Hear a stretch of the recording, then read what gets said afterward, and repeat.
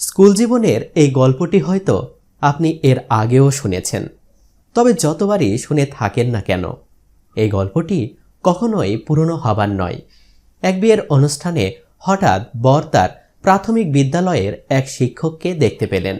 বহুদিন পর ছোটবেলার শিক্ষককে দেখে আবেগ আপ্লুত হয়ে পড়লেন বর। স্টেজ থেকে নেমে গিয়ে শিক্ষককে সালাম দিয়ে বললেন, স্যার, আপনি কি আমাকে চিনতে পেরেছেন? শিক্ষক জবাব দিলেন, না বাবা, আমি তো তোমাকে ঠিকমতো চিনতে পারিনি। ছাত্র বললেন, স্যার, আমি আপনার ছাত্র, আপনার তো আমাকে মনে থাকার কথা। তৃতীয় শ্রেণীতে পড়ার সময় আমাদের এক সহপাঠীর দামি একটা কলম চুরি হয়েছিল। সেই সহপাঠী কাঁদতে কাঁদতে আপনাকে নালিশ করল, আর তখন আপনি সব ছাত্রকে চোখ বন্ধ করে দেয়ালের দিকে মুখ করে দাঁড়ানোর নির্দেশ দিলেন।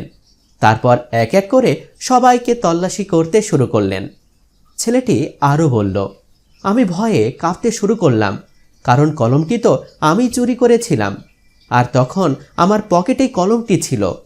আমি যে কলমটি চুরি করেছি তা জানাজানি হওয়ার পর আমি যে লজ্জার মুখোমুখি হব, আমার শিক্ষকগণ আমার সম্পর্কে যে খারাপ ধারণা পোষণ করবে, স্কুলে সবাই আমাকে যে চোর বলে ডাকবে, আর আমার মা বাবার কী প্রতিক্রিয়া হবে, এসব ভাবতে ভাবতে লজ্জায় সেদিন আমার মরে যেতে ইচ্ছে করছিল।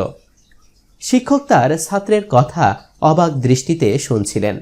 ছাত্র আরও বলেন, যখন আমার পালা এলো আমি অনুভব করলাম আমার পকেট থেকে আপনি কলমটি পেয়েছেন, কিন্তু অবাক হয়ে লক্ষ্য করলাম আপনি কাউকে কিছু না বলে বাকি শিক্ষার্থীর পকেটও সমানে তল্লাশি করলেন। পরে যখন তল্লাশি শেষ হলো তখন আপনি আমাদের সবার চোখের বাঁধন খুলতে বললেন আর সবাইকে বসতে বললেন।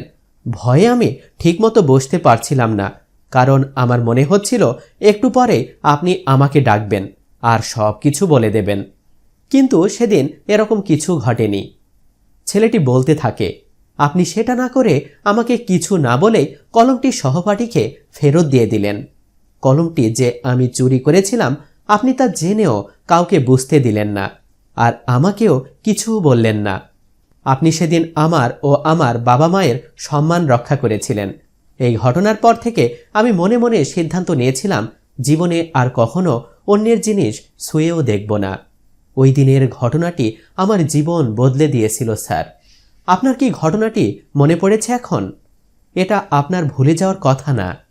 শিক্ষক জবাব দিলেন, হ্যাঁ, সেদিনের ঘটনাটা খুব ভালোভাবে আমার মনে আছে, তবে কার পকেটে যে কলমটি পেয়েছিলাম তা কখনো জানতে পারিনি, কারণ যখন আমি সবার পকেট তল্লাশি করছিলাম তখন আমি ইচ্ছা করেই তোমাদের মতো নিজের চোখও বন্ধ করে রেখেছিলাম, কারণ আমি চাইনি তোমাদের কারো প্রতি আমার খারাপ ধারণা হোক। শিক্ষকের মুখে এমন কথা শুনে হতবাক হয়ে যান সেই ছাত্রসহ উপস্থিত সবাই। বন্ধুরা, আদর্শ শিক্ষকগণ এভাবেই যুগের পর যুগ ছোট ছোট শিক্ষার মাধ্যমেই অতি যত্ন সহকারে আত্মমর্যাদাবোধ সম্পন্ন একটি জাতি গঠনে নিরলস পরিশ্রম করে থাকেন। কিন্তু তারা কি এর যথাযথ মর্যাদা পান? বিশেষ করে প্রাথমিক শিক্ষকগণ? কমেন্ট বক্সে ইয়েস অথবা নো লিখে জানিয়ে দিন আপনার রায়। ঘটনাটি ভালো লাগলে অবশ্যই একটি লাইক দিবেন ও বন্ধুদের সাথে শেয়ারও করতে পারেন। আর অবশ্যই আমাদের পেজটি লাইক দিয়ে ফলো করে রাখুন। ধন্যবাদ।